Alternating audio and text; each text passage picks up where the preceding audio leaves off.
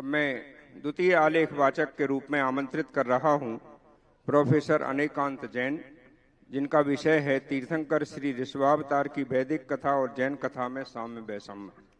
वे आएं और अपने वक्तव्य से लाभान्वित कराएं। एक विशेष सूचना है कि हमारे बीच में अखिल भारतवर्षीय दिगंबर जैन विद्वत परिषद के संरक्षक प्रोफेसर फूलचंद जी प्रेमी हैं।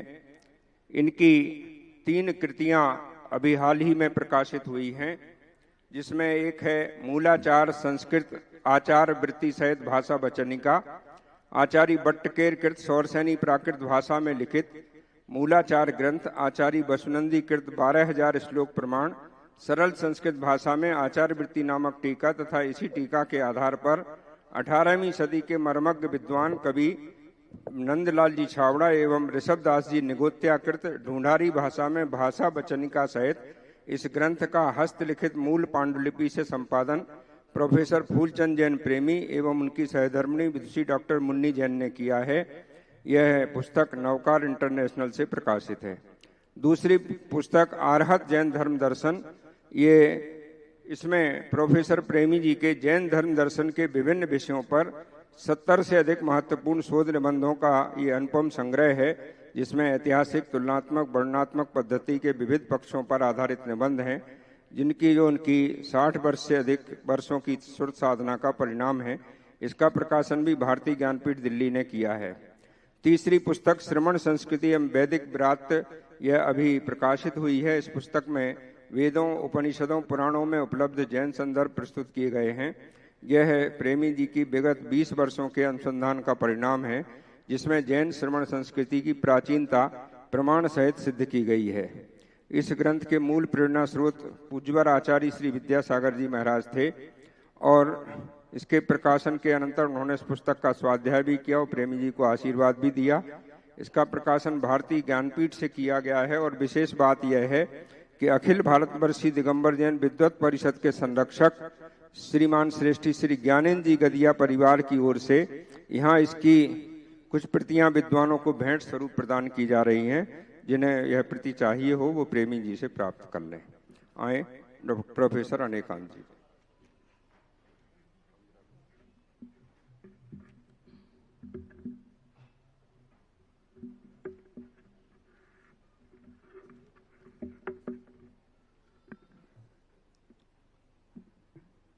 जीवमजीवं दव्वं जिणवर वसहेण जैन निदिष्ठम देविंद विंद वंदम वंदे तम सर्वदा सिरसा। परम पूज्य जगत पूज्य मुनि श्री के चरणों में त्रिबार नमोस्तु। पूज्य माता जी के चरणों में बंदामी, पूज्य छुल्लक जी के चरणों में इच्छामी एवं यहाँ पर सभी उपस्थित परम आदरणीय विद्वज्जन। मेरे शोध लेख का विषय थोड़ा बड़ा है। जैन एवं वैदिक पुराणों में तीर्थंकर ऋषभ देव कथा साम्य और वैषम्य, इसको लेकर के मैंने 3 लेख बनाए हैं। एक लेख में तो जैन पुराणों में ऋषभ देव का क्या चरित्र है उसका वर्णन प्रमाण सहित किया है। दूसरा, मैंने वैदिक पुराणों में जो प्रतिनिधि स्वरूप श्रीमद् भागवत पुराण है उसके आधार पर ऋषभ चरित्र कैसा है उसका एक अलग लेख तैयार किया है। और तीसरा लेख है इन दोनों में साम्य और वैषम्य क्या है, इसका अलग निरूपण किया है। जहां तक साम्य और वैषम्य का सवाल है उसमें मैं संक्षेप में इतना ही कहना चाहता हूं कि साम्य तो बहुत कम है, वैषम्य ज्यादा है। कुछ नाम आदि को लेकर के साम्य है, लेकिन अगर हम पूरे चरित्र को देखें तो 95% वैषम्य मिलता है। लेकिन फिर भी हमें श्रीमद् भागवत पुराण का स्वाध्याय अवश्य करना चाहिए। ऐतिहासिक दृष्टि से उसके अध्ययन की इसलिए आवश्यकता है क्योंकि श्रीमद् भागवत कथा के माध्यम से ऋषभ देव का चरित्र संपूर्ण भारतवर्ष में सुनाया जाता है। तो उसका स्वाध्याय यदि हम करें तो हमें काफी ऐतिहासिक जानकारियां प्राप्त होती हैं। चूंकि जैन परंपरा में जो ऋषभ चरित है उसकी काफी चर्चा हो चुकी है और सभी लोग जानते ही हैं, तो मैं सिर्फ श्रीमद् भागवत पुराण में किस तरह का चरित उनका वर्णन किया है। पूज्य श्री ने आरंभ में कहा था कि हमें मूल संदर्भों का प्रयोग करना चाहिए, तो मैंने मात्र कथा नहीं लिखी है, बल्कि श्रीमद् भागवत, अगर आप मेरा उक्त प्रकरण वाला लेख पढ़ेंगे तो श्रीमद् भागवत के मूल संदर्भों सहित सारी बातें कही हैं, और जो जो हमारे काम की हैं उन बातों को मैंने इसमें प्रस्तुत करने का प्रयास किया है। और 4-5 पेज में उसकी समरी भी तैयार की है। उस समरी की भी समरी मैं यहां प्रस्तुत करने जा रहा हूं। जैसा कि वैदिक परंपरा के अनुसार श्रीमद् भागवत पुराण महर्षि वेद व्यास की रचना मानी जाती है और अत्यंत श्रद्धा के साथ वैदिक परंपरा इसका काल बहुत पहले का मानती है। वो ये कहते हैं कि जब द्वापर युग का अवसान हो रहा था, उस समय महर्षि वेद व्यास ने इस श्रीमद् भागवत पुराण की रचना की और भगवान की कथा सुनाई। उनकी दृष्टि से तो ये लगभग 5000 साल पुरानी बात है, और अगर हम उसी बात को लेकर चलें तो ऋषभ देव नाभि राय का जो वृत्तांत है वो 5000 साल पुराना तो कम से कम बैठता ही है। और यदि हम आधुनिक जो अनुसंधाता हैं उनकी दृष्टि से देखते हैं तो इस पर एक टीका लिखी गई, वो 13वीं शताब्दी में लिखी गई, और विदेशी विद्वान, कई विद्वान हुए हैं जो ये कहते हैं कि इसकी रचना 12वीं-13वीं शताब्दी में हुई। ये बड़ा विवादास्पद प्रश्न है। और एक नीलकंठ शास्त्री जी कहते हैं वो 9वीं-10वीं शताब्दी की रचना है, और भी कुछ 1-2 विद्वान कहते हैं 2री-3री शताब्दी की। इसलिए इसके काल निर्णय में बहुत सारी समस्याएं हैं।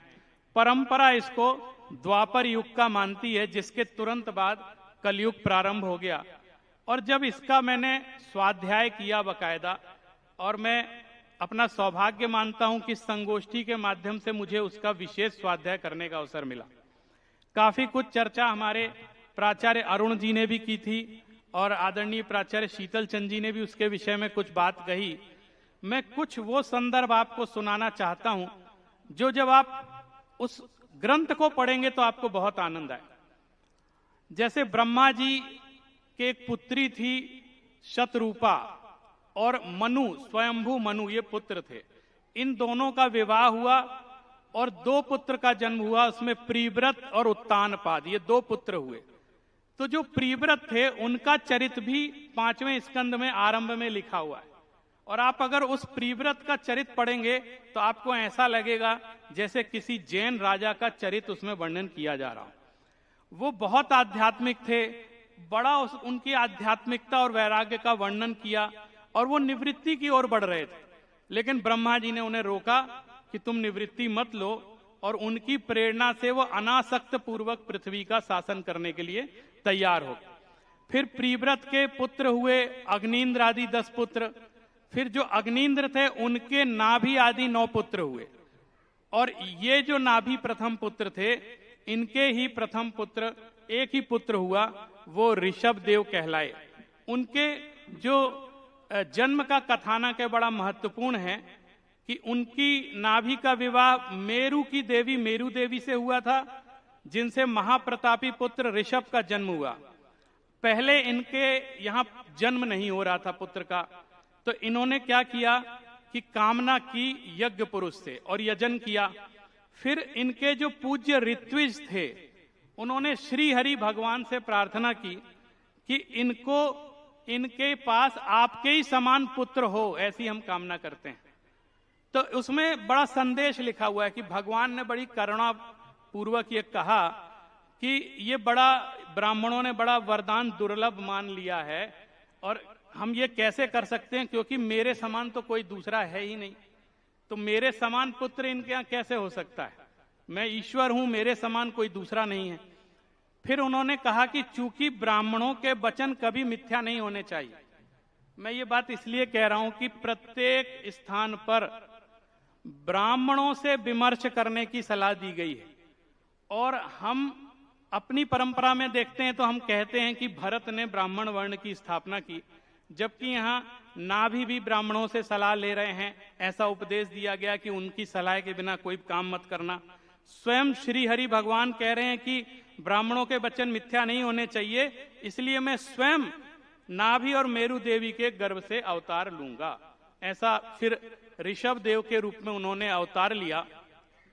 और वह जो वर्णन है, बड़ा प्रसिद्ध वाक्य है, आप सबने उसको सुना है कि बहिर्षि तस्मिन्नेव विष्णु दत्त भगवान परमर्षि भी प्रसाद तो नाभे प्री चिकीर्षया तदवरोधाय ने मेरु देव्याम धर्मान दर्शयतु कामो वात रसनानाम श्रमणानाम ऋषिणाम मूर्ध्वम मंथिनाम शुक्लया तनुवावतारा।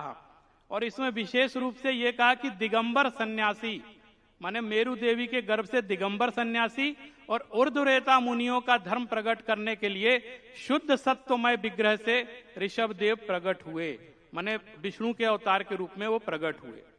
फिर आगे ऋषभ देव स्वयं कह रहे हैं कि मेरा नाम का क्या अर्थ है। एक जगह उन्होंने कहा है कि शुद्ध सत्व ही मेरा हृदय है और उसी में धर्म स्थित है। मैं अधर्म को बहुत पीछे मैंने ढकेल दिया है, इसी से सत्पुरुष मुझे ऋषभ कहते हैं। फिर नाभि के ही समय ऐसी ऐसी घटनाएं हुई कि ऋषभ देव का प्रताप बहुत बढ़ता चला गया और वहां प्रजा ने और ब्राह्मणों ने ये उत्कट अभिलाषा प्रकट की कि ऋषभ देव को ये शासन सौंप दिया जाए। और अभी चर्चा चल रही थी दैवी चमत्कार की, तो वो दैवी चमत्कार की जो चर्चा हुई जैन परंपरा के अनुसार देखा गया, लेकिन यहां पर दैवी चमत्कार वो प्रकट करते हैं। एक बार इंद्र ऋषभ देव से ईर्ष्या करने लग गए और बहुत ज्यादा ईर्ष्या करने के कारण उन्होंने वहां अजनाब खंड में वर्षा नहीं होने दी, वर्षा नहीं करवाई। तो वो ऋषभ देव हंसने लगे इंद्र के ऊपर और उन्होंने अपनी योग माया के प्रभाव से उस अजनाब वर्ष में खूब जल वर्षाया। इस प्रकरण से दो तीन बातें सामने आती हैं। एक तो यहाँ पे अजनाब खंड शब्द का प्रयोग हुआ, जो इनको राज्य सौंपा गया था, बाद में उसका नाम भारतवर्ष पड़ा। तो ये जो अजनाब खंड है, ये ऋषभ के पिता नाभिराय के नाम पर ही इस देश का नाम अजनाब खंड यहाँ पर पड़ा हुआ दिखाई देता है। ऐसा कई विद्वान बाद में भी कहते हैं। और एक शब्द आया भगवान ऋषभ देवो योगेश्वरः, कि वो तो अपनी योग माया से प्रकट कर रहे थे, उनको योगेश्वर की संज्ञा दी है। वर्तमान में जब भी योग दिवस मनाया जाता है तो आदि योगी के रूप में भगवान शंकर का स्मरण किया जाता है, लेकिन यही भागवत पुराण में उनको योगेश्वर के रूप में कहा है। और हठ योग प्रदीपिका के मंगलाचरण में आदिनाथ को प्रथम योगी के रूप में नमन किया गया है। ऐसे हम देखें तो योगी की परंपरा के रूप में आगे भी योग के विषय में भागवतकार ऋषभ देव को महान योगी सिद्ध कर रहे हैं, वो आगे मैं आपको बताऊंगा। और हम जैन परंपरा से भिन्नता के अर्थ में देखें तो जैसे हम मानते हैं ऋषभ के विवाह हुआ, उनकी पत्नी का नाम अन्य है, लेकिन यहाँ पे कहते हैं इंद्र की कन्या जयंती से उनका विवाह हुआ और 100 पुत्र जन्म हुए, जिसमें प्रथम पुत्र भरत हुए और उन्हीं के नाम पर इस अजनाब खंड का नाम भारतवर्ष हो गया। ऐसा स्पष्ट उसमें उल्लेख मिलता है। दूसरी बात यह है कि ऋषभ इनका जो और पुत्रों के नाम मिलते हैं उसमें बाहुबली का कहीं नाम नहीं मिलता। हम लोग बाहुबली भगवान का स्मरण करते हैं भाई के रूप में, और ब्राह्मी और सुंदरी का भी उल्लेख पुत्री के रूप में श्रीमद् भागवत में इनकी पुत्री के रूप में उल्लेख नहीं मिलता है। एक इन्होंने कहा कि इनके शासन की बड़ी विशेषता थी, उसमें एक विशेषता ये बतलाई, बहुत सारी विशेषताएं मैंने लिखी हैं, लेकिन उसमें ये कहा कि वो वेदों के ज्ञाता थे और ब्राह्मणों की बतलाई विधि ही मानते थे। यद्यपि बहुत ज्ञानी थे, लेकिन ब्राह्मणों से पूछकर ही सारे कार्य करते थे।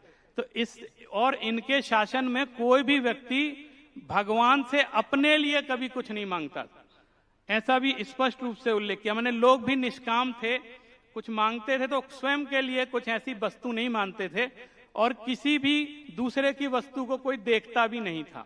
तो ये भी कुछ ऐसा लगता है कि जैसे हमारे यहाँ अकर्तृत्व का सिद्धांत है, उसकी कुछ कुछ झलक यहाँ पर कि भगवान से कुछ मांगना नहीं है, ऐसा स्पष्ट यहाँ पे दिखलाई देता है। उनके उपदेशों में भी बहुत सारी बातें ऐसी लगती हैं कि वो जैन धर्म से प्रभावित रही हैं। जैसे तप की महिमा उन्होंने गाई, और एक चीज उन्होंने अपने भाइयों से कहा, सभी भाइयों को जो भरत के भाई थे उनसे कहा कि तुम भरत की आज्ञा में ही रहना, और कहा कि उसकी सेवा करना ही मेरी सेवा करना है। और पुत्रों को भी इसी तरह के उपदेश दिए।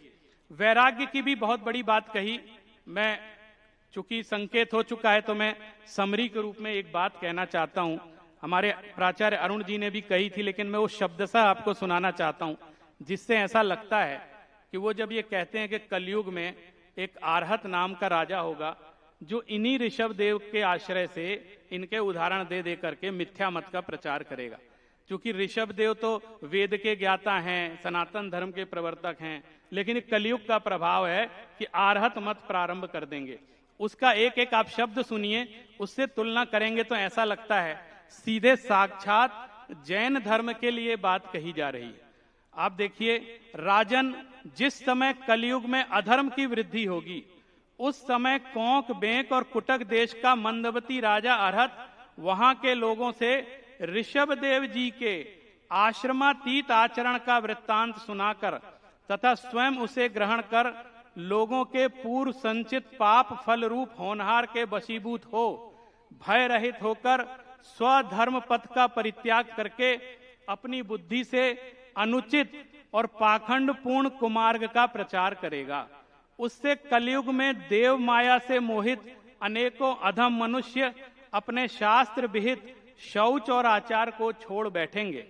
अधर्म बहुल कलयुग के प्रभाव से बुद्धिहीन हो जाने के कारण वे स्नान नहीं करेंगे, आचमन नहीं करेंगे, अशुद्ध रहेंगे, केश नुचवाएंगे इत्यादि ईश्वर के तिरस्कार करने वाले पाखंड धर्मों को मनमाने ढंग से स्वीकार करेंगे और प्रायः वेद वाले पाखंड धर्मों को मनमाने ढंग से स्वीकार करेंगे। और वे इस नवीन अवैधिक वृत्ति में अंध परंपरा से विश्वास करके मतवाले रहने के कारण स्वयं ही घोर नरक में गिरेंगे। ये पूरी बात सुनने समझने के बाद ये स्पष्ट रूप से प्रतिभासित होता है कि एक तो इसका काल बहुत पुराना नहीं है, परवर्ती है।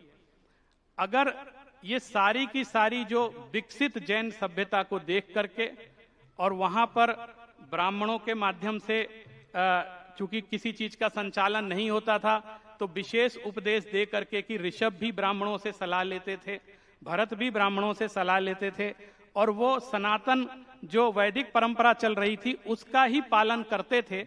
लेकिन एक राजा अरहत नाम का, उसका नाम भी अरहत रखा, उसने उनके आश्रय को लेकर, चूंकि वो दिगंबर वृत्ति के थे, तो इस तरह के कुमत का प्रचार कर दिया। तो अपने दृष्टि से ही लोग किसी चीज को स्वीकार करते हैं। लेकिन एक बात स्पष्ट है कि ऋषभ देव का व्यक्तित्व इतना व्यापक था, उनका संपूर्ण संसार पर इतना बड़ा उपकार था कि इग्नोर तो ये भी उनको नहीं कर पाए। किसी न किसी रूप में वो उनको स्वीकार करते हैं और हर व्यक्ति जब भी किसी चीज को स्वीकार करता है तो वो अपने कलेवर में ढाल कर ही उनको स्वीकार करता है। इतना कहकर मैं अपनी वाणी को विराम देता हूं। रणमो जिडाणम। जय जय। धन्यवाद प्रोफेसर अनेकांत जी। आपने भागवत में वर्णित ऋषभ चरित्र एवं जैन परंपरा मान्य ऋषभ चरित्र के साम्य वैषम्य पर विद्वत्तापूर्ण आलेख प्रस्तुत किया। मैं समीक्षा हेतु आमंत्रित करता हूं अध्यक्षीय वक्तव्य हेतु आज के